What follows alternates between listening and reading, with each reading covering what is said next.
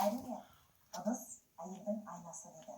Анасына қарап қызын ал, ыдысына қарап асын ішті. Сол айтпақшы, ең алдымен әрине асымызды дайындағанымен біздің дастархан жаюымызға бір мін болмағаны абзал. Сондықтан бүгін біз дастархан әзірлеудің жаңа жылдық түрін қалай жасауға болады, сол жайлы айтамыз. Бәрекелді. Ең бастысы, біз қаншалықты дәмді дайындағанымен, қаншалықты өзіміз сұлу болғанымен, этикеттің ережелерінен кішкене алшақ болса, ол біздің болмысымызды, біліктілігіміздің барлығын жойып жібереді.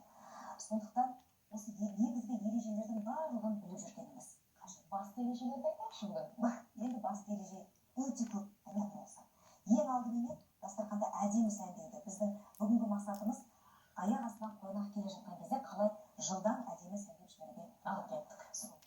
Мысалы, біздің тағамдарымыз тұр, ыдыстарымызды қойдық. Ең керемет сән беретін бұл текстильді салфетка. Осы текстильді салфеткаға үлкен мән беру керек. Тіпті мейрамхананың өзінде текстильді салфетка деген дүние сізбенен, қонақпенен даяшының арасындағы көрінбейтін сұхбат болып саналады. Текстильді салфетка арқылы сіз өз